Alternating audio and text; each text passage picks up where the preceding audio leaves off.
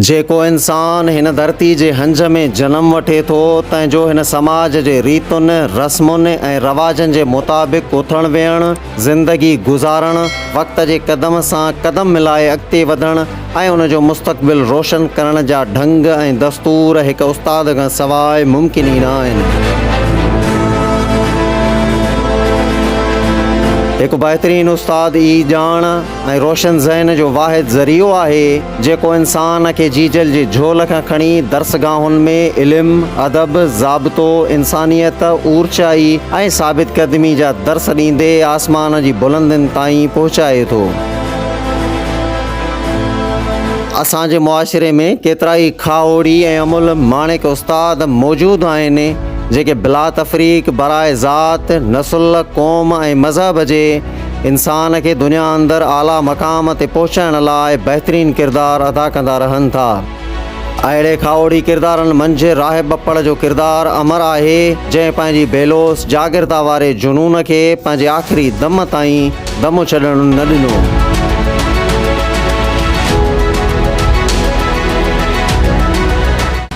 राहिब ॿपड़ electronic media सां वाबस्तगी रखण खां पहिरियां इंसानियत जे अलम बरदारक पैगम्बरी पेशे सां सलाहियल रहियो।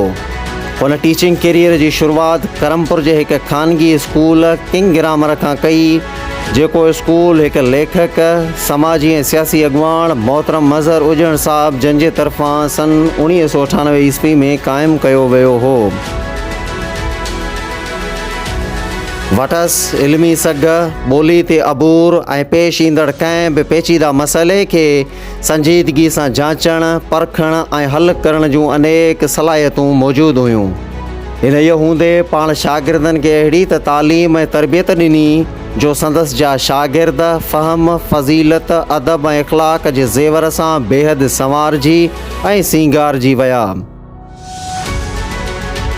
उन्हनि में अॼु बि उस्तादनि बुज़ुर्गनि वॾनि तोड़े नंढनि सां मिलण वक़्तु राहिब जी कयल ज़हनी तरबियत इख़लाक़ अदब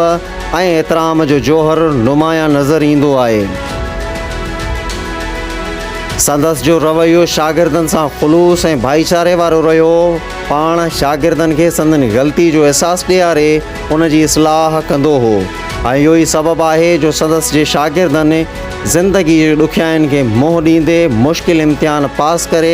आला डिग्रियूं हासिलु कयूं आहिनि।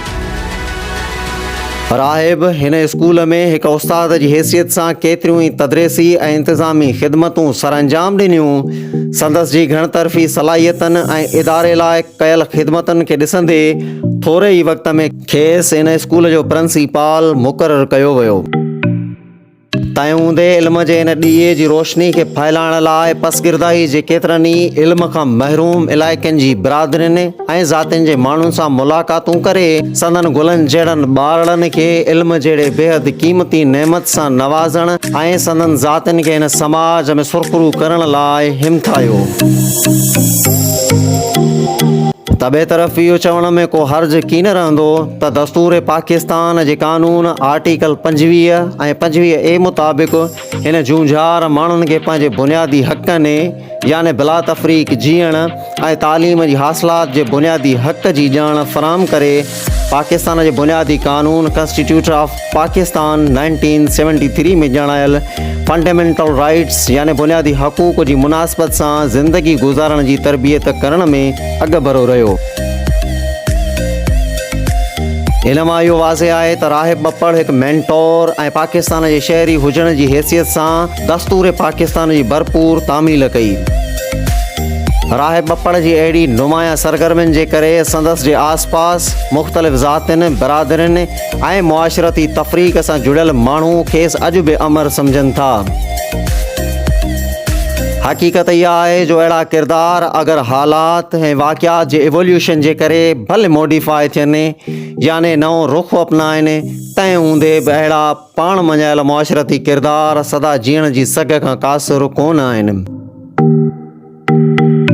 राहिब ॿपड़ जे किरदार सां सलाहियल गुण बि खेसि हमेशह उजारण ऐं हिन अर्ज़े ख़ुदा दाद ते ज़िंदा रखण में पंहिंजी कमी कॾहिं बि महसूसु कोन कंदा। तो सेवा दी हुंदुख रात ज़हर जहड़िया तो सेवा दी दी दुखियो रात ज़हर जहड़िया जुदाई बितका दिल जे कहर जहड़िया तो सिवा दी दुखियो रात ज़हर जहड़िया तो सिवा दी